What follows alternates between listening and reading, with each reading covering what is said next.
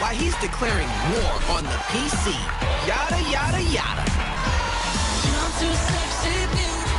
Nick Jonas is all grown up. He's bearing all about spending his summer with Kelly Clarkson, Demi Lovato, and giving fans something new to scream about. What am I supposed to be scared?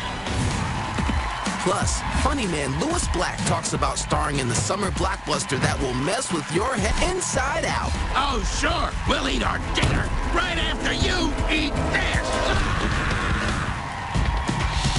This is The View with Whoopi, Nicole Wallace, Rosie Perez, Raven Simone, and today's style expert Stacey London. It all starts now.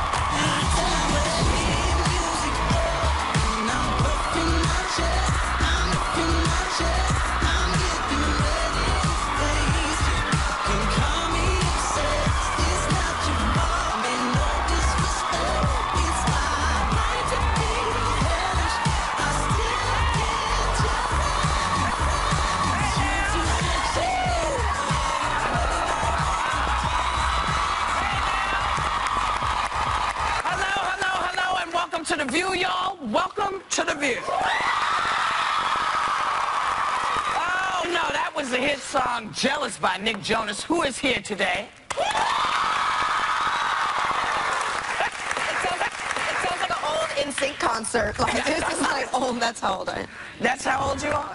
Because it sounds like NSYNC. It sounds like NSYNC. It sounds like the Beatles. It sounds like everything. How old does that make me? If it not that much older? Good answer. Good answer. That's right. We're all 104 except for her. Yeah. And she's only 106. Okay. Anyway, no, that's older than us. Okay, who's old? There is a smoking gun scandal in the White House apparently right now. A photo has gone viral and some people showing Obama with a pack of cigarettes. Now, Press Secretary Josh Earnest has flat out denied it. But if he started smoking again, would it be such a surprise? I mean, he's the leader of the free world. Exactly. He's under a little bit of pressure. A little bit. I'm not. I mean, it's not that I'm pro-smoking, but I mean, cut the guy some slack. Well, you know, everybody's talking about the issue of marijuana, legalizing it, Not that he has it in his hand. It's not marijuana. But what I'm saying is that there are really stronger, addictive drugs, such as nicotine. And coffee. And coffee, and it's a serious issue. And I think the president's health is our business, you know, because he is the leader of the free world, and he has to be healthy in order to keep his job going. I mean, that's why you always would see photos of presidents running, jogging, doing something physical to let the... Let me tell you about the power of a photo. I worked for George W. Bush, who in the first debate, they thought they had a photo with a little box on it. Then they thought we were talking to him, and it was a debate with John Kerry in which he didn't do that great. And I said to them, if he had a box in his back and we were talking to him, don't you would have gone better? So this idea of like a press secretary having to field questions about a mysterious photo is something I've lived through. But let me tell you something. Jay, it was women. If all he's doing is having an occasional cigarette, let him enjoy it. Wait,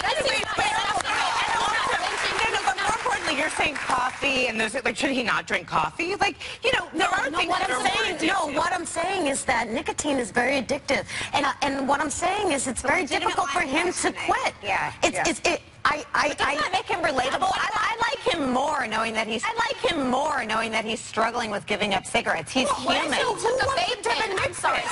if he had a vape pen?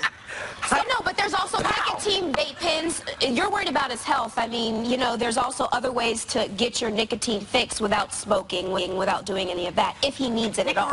Nicorette, a patch, and you know, listen, if he needs something to chill out, that people drink, people do all kinds of things to chill out. So if you thought he had a cigarette, he probably didn't, because Michelle, first of all, would beat his ass. Let's start with that, okay? So that probably is not happening. And you know what? Yeah, look at her right there. You know what she's saying? And I dare. Anyway, you know, yesterday we had Colin Quinn on, and he was talking about how political correctness hurts comedy. And the other night, Jerry Seinfeld. I think he's right. What do you think? Listen, comics are always offensive. That's our job. We offend everybody, you know. But having been on the other side of some of these jokes, yeah, people may not want to be referenced that way. I think they have the right to say that, and I think we got to find other ways to be funny if that's what it is. If you feel like it's too hard to be funny without perhaps offending somebody, maybe you should, you know, find some different stuff. If you think of somebody like Louis C.K., right? What he did on SNL and made the joke about the pedophile. I mean, and it went viral, and people were really upset with him. It was a very clever joke, but it was offensive. And I think that you're right. You could find ways, but I also feel that you're right on the other end of it. Comics have the right to say what they want to say. That's our job. And they have to look forward to the consequences. But comics don't say it in an evil way. I think there's some people who call people out of their names in racist manners. That's anger and, you know, malicious. But I don't feel that way with a lot of comments that get so much flack, because those people aren't saying it out of a malicious type of tone. What's interesting to me is that these are the comics complaining about the PC culture. I think a lot of people in politics have complained about it a long time, and it's like wham, wham, wham. But when comedians feel hemmed in, I think that's a bad thing. I think that the climate has become, we've become judges of political correctness. And I agree with that. And, you know, Colin said it, Jerry Seinfeld said it. They're two of the most popular and famous comedians. Yes, and I hope people lighten up a little bit. I hope people lighten up a little bit. But they're also not, because they're not on the other end of it. And that's what makes it tricky. There are consequences, and if you're going to do it, have the balls to accept what happens when people don't like it. It's just the way it is, and people speak up now. They didn't used to. They took a lot of these jokes and never said a word. Now people are not taking it, and you got to make a decision, I think, as a comic. I don't care if people are offended. I do. If you come to my show, that's what you're going to get. That's the same. That's exactly the same. That's exactly the same as Louis C.K. Yes. You go to his show prepared to be offended. Well, you're going to it. Yes, exactly. That's the whole point. And I love Louis C.K. Yeah. I love his bravery. I love his intelligence. But he's also offensive. I also find it interesting that we're talking about white comedians and not a lot of the African American, Asian, and whatever, and Spanish comedians out there and other nationalities, because they will do race jokes about white people, but nobody says anything. No, because no one is. First of all. Because people don't realize that you're not being racist when you're telling these jokes. I say, you know, you look at the movies, you never see black people die in the movies. In a horror movie, you only see white people die. White girls. White girls, because they go traveling. They hear a noise upstairs. Is someone there? And they go with like a little pan from the kitchen. See, black girls don't do that. That's a great joke. You know what I mean? That's a great joke. So, but white girls should be offended. Well, some of us don't. If you look at the movies, they know it's true. You're talking about the difference between, like, there's entertainment is now getting in on the PC. It's been in on it for a while, right? That's really something. I mean, entertainment is meant to be entertaining. Yes. And to your point, Raven, I mean, that's the thing, Raven. I mean, that's the thing. What is the intent? Is it malicious, or is it meant to be like, ooh, that's so un-PC, it's funny? Giggle. But you know what Raven called it? I mean, that is a very interesting point. I mean, you think about somebody like Chris Rock. Totally offensive and totally hilarious, you know, and it's so. And he's not running for Richard Pryor. Richard Pryor, who used to talk about folks left and right. But see, comics generally talk about everybody. We offend everybody. That's the job of comedy, is to build a light so people can see what's going on. We defended the ISIS jokes made by Saturday Night Live, because I'm telling you, if we're not laughing, we're caught to our desks. So I just, what I think is frightening, and what raised a red flag for me in seeing Colin and Jerry both make those comments this week is don't be afraid. I mean, please, if the comedians become politically correct, I don't know where we'll go for a release. What Whoopi and I are saying is stand behind your joke. Stand behind your joke. Take on those. Take it on. Right. Take on the consequence. And I'm going to take on the consequence right now. Because we have to go. But we'll be back with more hot topics. That's how we roll. Boldly going at it where no man or woman has gone before. How sex in space is taking porn to the final frontier. Next.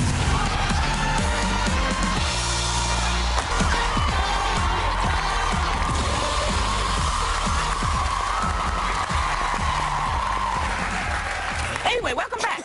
You know, comedian mom, Allie Wentworth, admits that she has no problem with her 10 and 12-year-old daughter seeing her naked. She says she doesn't parade around nude or anything, but thinks that seeing her body will teach them never to be ashamed of theirs. Now, is this something, well, you would do? This is a live, I have a 3.5-year-old, and I get in the bathtub with him, and, you know, he says, Mommy, get in the bathtub. I'm like, oh, okay. So my husband will walk in appalled, like, oh my God, he's going to be in therapy. He saw your boob. I'm like, he was drinking out of it until a year ago. You know, I mean, but nakedness is a whole thing with, you know, and I think there's an age of, you know, when he's 5, I'll no longer be naked, I guess. But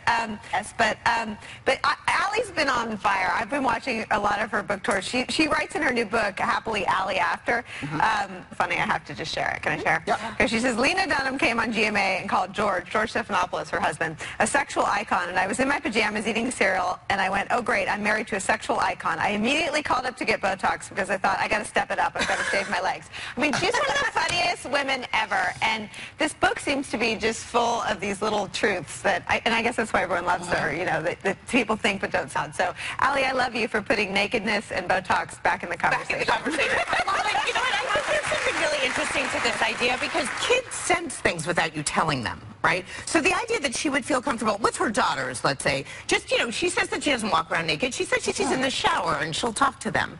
And there's something that I think is really nice about that, so that they feel comfortable in their own skin. I totally agree. And if you go and cover up, even at a young age, people pick up something weird. Like, you know, and my son loves being naked, and I want to leave it that way. How long are you? Sorry, Mom.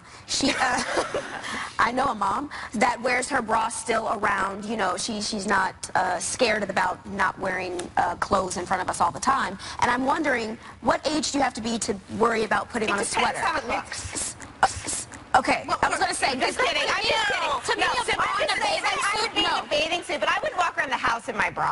I mean, I think that if a kid has his friends over, you don't want to be the creepy mom in her bra. No. I mean, I want to see my mom in a bathing suit because it's a bra and panty. I always hated a two-piece. I always hated a two-piece. It's a one-piece? I don't like a two-piece. Well, you know what? I'm learning right now. I'll wear a one-piece because I don't want my kid to feel the way you felt. Aunt Anna, that was her soul, walked around naked all the time. And I remember just seeing her breast that hit her knees going, oh, God. You know, it was a warning. It was a warning. Yes, darling. That's why I went to bed with a bra every night. But the thing is that it was relaxed. It made me feel relaxed about my body. And in some African still are naked in front of their kids. Yeah, but with my sister Carmen and I, we prance around naked all the time. With niece Angela, it's not a big deal. When it comes to boys, I think that's a different issue. Yeah. So she's talking about her daughters. I think with boys, I think there needs to be an age. When they're out of diapers, you should probably put your clothes on. I mean, in some cultures in other countries, people are naked all the time and just covering up the front half of them and keeping the boobs out all the time. I mean, it's kind of just America sometimes. My point about my aunt with her breast to her knees is that, you know, when a stretch mark occurred on my body, I didn't freak out. Yeah. I said, oh, this is natural. This is what happens to real women's bodies. So it's okay. I agree, and I think it does. I agree, and I think it does have to do with women and their daughters much more so than women with their sons. For sure. Yeah. What do you think about nakedness? Hey, I don't wear underwear. I don't wear a bra. Only on this show do I. I haven't worn a bra in 40 years. I don't like them. I never liked them when my girls were up. I don't like them when they're down on the floor. I tie everything behind my head. And I use it as a neck rest. Anyway, you know, Hot Topics yesterday. In Hot Topics yesterday, we were talking about Reverend Billy Graham's son boycotting Wells Fargo's bank over commercial depicts couple adopting a child, and it sparked a huge debate on our Facebook page. And afterwards, we read some of the posts. You guys have them? Y'all? Yeah. So Virginia from Facebook writes, she agreed with you, Rosie, because children want someone to love them. They don't care if it's two men, two women, if it's two men, two women, or two men. She agrees with you wholeheartedly, and I have to concur with her. I think that it's a wonderful commercial. Like some religious powerhouses tend to go after what's going on in people's lives that they in people's lives that they necessarily can't change. That's a part of who you are, and when you are damning someone like that, a congregation that have these feelings, how are you expected to explain all the depression and suicides and homelessness and things that are going on in that community when you're shunning them from the beginning? Let me read another post. From the other side, they said that Reverend Graham's organization can be a Christian and boycott whatever he wants, just like each and every one of us can boycott what we want. This is America, and he has that right. That was deny it. Right. No, so I think that what we did was show both sides of this debate. Now, I have to say that as a political matter, this is up for debate. This is on the ballot. If you have strong feelings, get yourself educated about this upcoming national election, because the Supreme Court has now sided with religious groups and given them the right, in the Holly Hobby case, given them the right to preserve their moral and religious beliefs in their practices. So this is very much... It's an issue because, part of, we were having this conversation. I know you guys... we started the conversation, so we might as well finish it. It's interesting because you brought up the fact that many religious people feel that religion is under fire, and it is. And it's under fire for a very specific reason. When the Pilgrims and the Quakers came over here, they were escaping England, who said, you have to believe what we believe and do what we do. They came and got here and said, we're not going to do that, and we're going to church and state to make sure that that's not an issue. Now that church and state has lost the separation, you are under fire because you're in my business. You're in my vagina. You're in my family. You're in my lovers.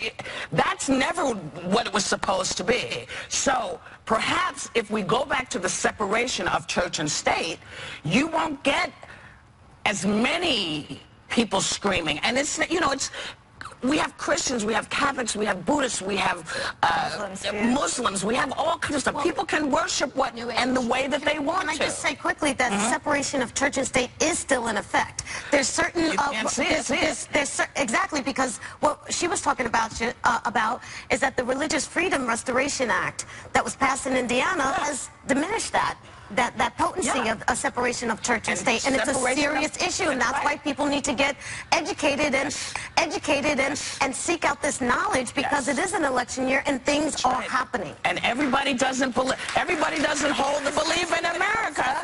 And if we believe in America, then everybody should be able to have their own beliefs and not have it tainted and not have people try to get into your financial business and hurt you because you believe something different. I just think that it's very important. I know where to go, but there is a feeling. Jeb Bush gave a speech about it at Liberty University. Religious groups now feel that they are in the minority. And that the entire media is stacked against them. That the political correctness, again, where we started this conversation, is now a fake group being able to say this is against my morality. I should be able to do it on Facebook. Let's give more information on Facebook, but it's not.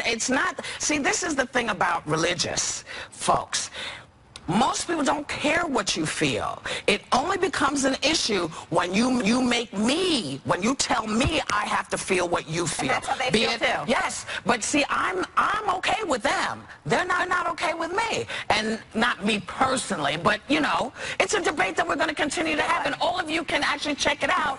And because we'll let you know what's happening on Facebook, but go check it out for yourselves because it affects all of you. We'll be right back with more.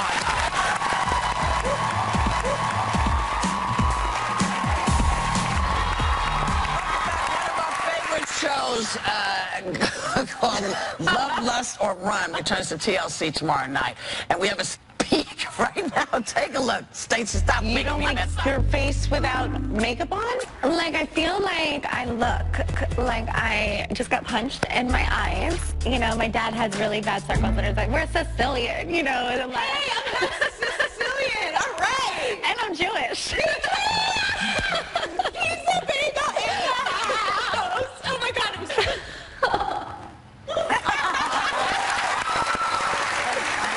What is she doing? She is all stripped down because the show is called Love, Lust, or Run, which is really, thank you so much. It really is about where Love, Lust, or Run refers to the way that people may see you. whether or not that's the actual idea that you want to put out, about yourself. Right. So when we get dressed, sometimes we do that not incredibly consciously. We think we know, we may not be as self-aware. Right. This show is about sort of learning the difference between what you think you're putting out there and what people are actually picking up. And then finding a way to kind of create balance so that you get what you want from other people and still get to be your authentic self. So the lady who has gone viral right now, she made her own prom dress. Yes. Her name is Kumar McIntyre. She designed her prom dress. What, I mean, wow! It looks fabulous. It's amazing. Hey, girl. It looks like It's high fashion. And she's 18 years old, and she was bullied at school. She was called angry. She's been called all sorts of things.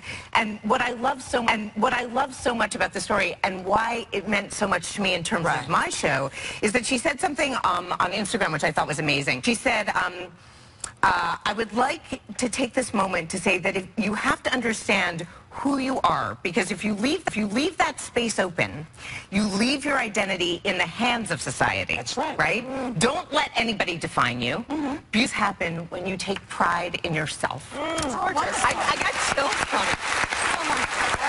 And that's what my show out is understanding yourself well enough to be able to really speak that message to the world. Yes. Well, from all of us who are who we are, we're going to go and come right back with the amazing and fabulous Nick Jonas.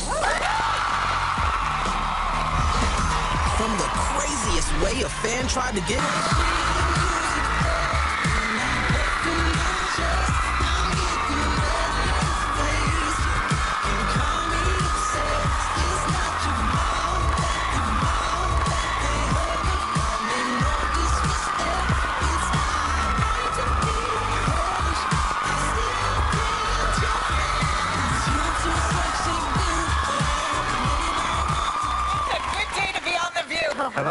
First and foremost, you smell amazing. Do I?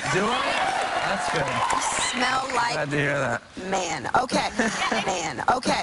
And you look amazing, and you look like a young man. Yeah. You're so kind. I'm blushing over there. Too much. Let's start with a few photos featured in Flaunt magazine and elsewhere. How did you go from this?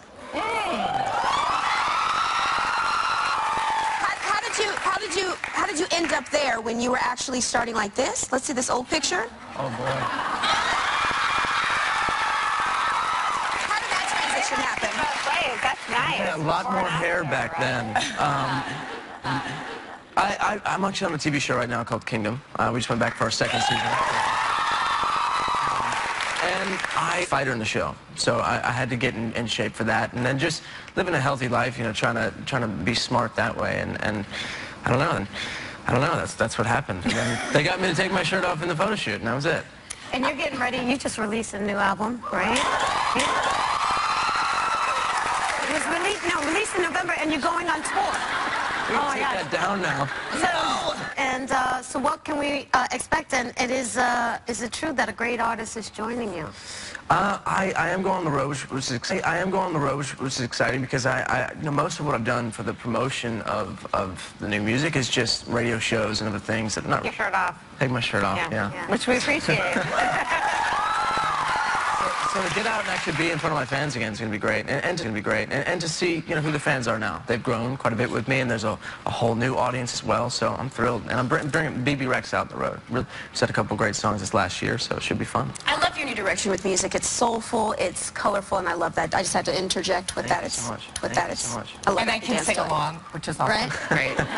Stacey's never been this excited about anyone. I'm really glad you're very excited. I'm very excited. Demi Lovato have also started a new label, and I love, you know, getting in really at the business level. What do you guys look for when you sign new artists? What are you looking for? It's the early stages. You know, my record was released in the venture that we did. It's called Safe House, and Demi just announced her part of it. But, you know, we've known each other now for 10 years and had a really great friendship. And, you know, it's great at this point in our lives, still being so young, but having seen so much, and as you know. Yeah, it is. And, you know, the priority now for us is about creating a safe environment for artists, for us together. What does that mean? That means feeling protected. That means feeling... Like people who know what it's like to sort of burst. People know what it's like, And but knowing where your stuff is going. You know, these guys write, and then they have a record company who's making decisions. They want to make their own decisions and charter. I know this stuff. I'm old. And charter the direction they want to go in, I assume. Yeah, no, that's perfectly accurate. And you know, it's family at the end of the day. Demi's family, and it's our longtime manager, Phil McIntyre, so it feels good. And then as far as who we're looking for, I think we're going to start with us and build that up a bit more, and then look for some more artists. So you've got demo CDs. Right, demo CDs. It just came from me, Nick. Exactly. I liked it. What about film? You're also doing film. I heard you just wrapped a film called Goat. I did. Yeah.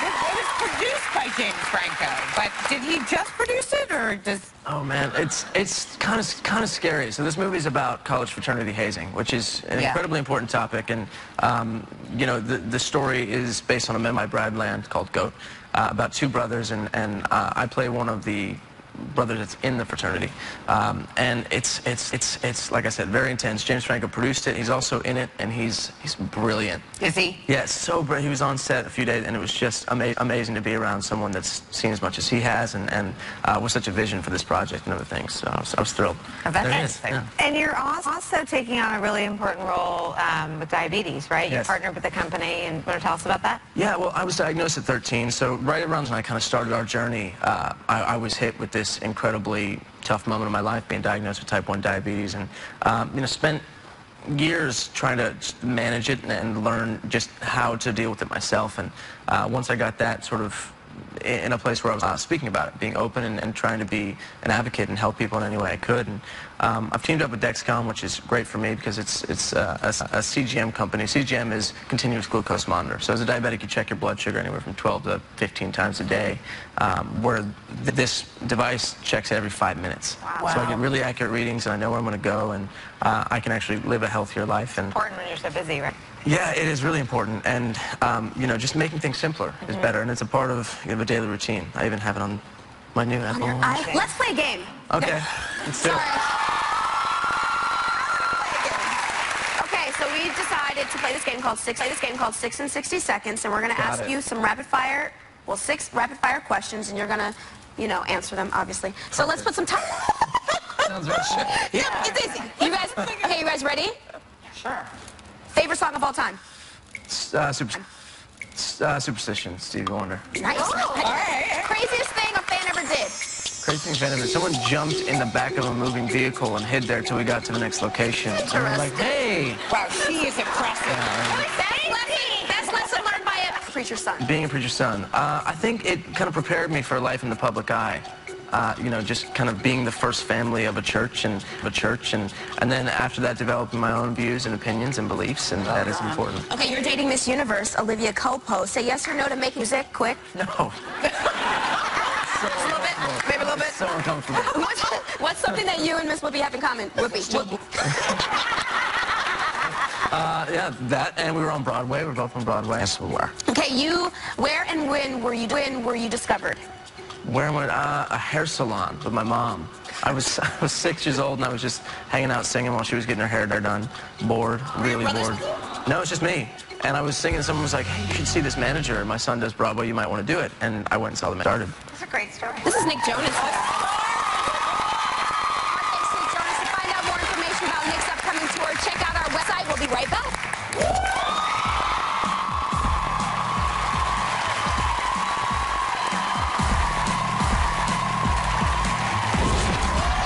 Funny, he's fierce, and Louis Black's going off on how he found the role he was born the Disney Pixar flick Inside Out. Next.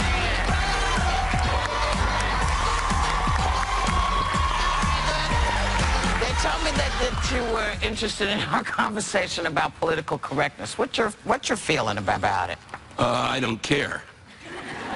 I've never really... Thank God. Well, right? Well, what I find, partly people who show up to see me know what to expect. Yes. So I got no problem with it. And if somebody in the audience gets upset, or if they don't respond the way I think they should respond, then I go after it.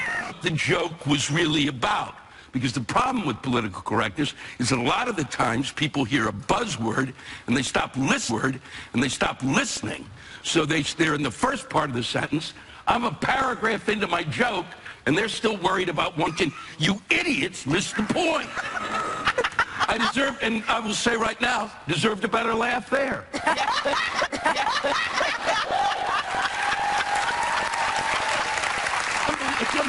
Well, we'll get back to the movie. No. Can you come every day? I mean, we can. But in the movie, playing anger, you get to channel what is clearly something I describe as passion. Yeah, that's a very sweet way of putting it. Yeah. Sweetness learned working for politicians. Well, I've spent the last 30 years as a comic developing anger. I'm funniest when I'm angry. And, yes. And I realize, you as a group, apparently, that emotion doesn't exist. So, but you know what really made me angry? What? Okay, so you got, look at this, okay? So this character in the movie. I follow a hunk. I follow Nick Jonas. They show a picture of Nick. Right. Stunning looking guy. And then, oh, here's Louis Black. Look at him.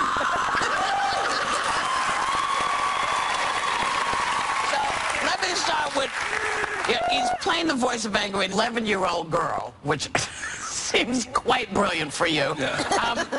I thought that was perverse. I think it was, but it made its point. I mean, I got it, because inside every little 11-year-old girl is you. So I wonder, do you think, and I pray, that this movie will give Frozen... Oh, yeah. Because I think this is a... Do you like that? Because you're not competitive in other ways. In other ways, I'm rarely competitive because, as an athlete, it was like, okay, I'm going to lose. Right. But I saw Frozen on a plane, and for me, look, I'm not in the target group. Right. But I thought it would put me to sleep, and I was so irritated. And I have to say this, not having children, right. It was one of the first times in my life that I watched something and thought, wow, it's really great I don't have kids.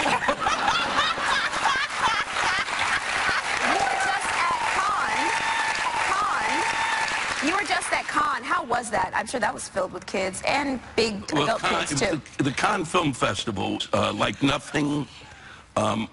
I never expected to go there. Right. It would figure when I would go there, I'd go there as a cartoon character.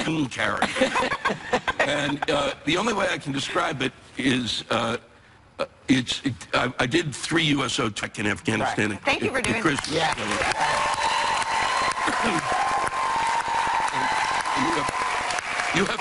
You have that, right. And the opposite, the total opposite of that is the Cannes Film Festival. Yes. The only thing that connects them, in my mind, was I did LSD in my youth, and all right.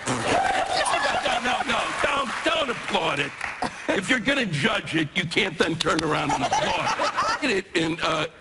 And the only thing that compares to those two situations was LSD, because literally Iraq and Afghanistan, everything I saw was like the first time there's no context that I ever experienced that this made any sense. Cannes, no context, 50 million yachts. Like yachts everywhere. Yachts that you don't even, I didn't even conceive somebody could own something like that. Really, a helicopter on a yacht? Really, the yacht's not enough, jackass? So it was like, and it was like walking, imagine if you were on it's like everybody had carpet all the time. All day long. All day, you're walking around with characters. And I'm the cartoon. You are the cartoon. We love you. You got to kind of come back. Inside Out opens in theaters July 19th. And the next time you come, we're going to have much more time to play with you. June 19th. What did I say? July. Oh, yeah. June 19th.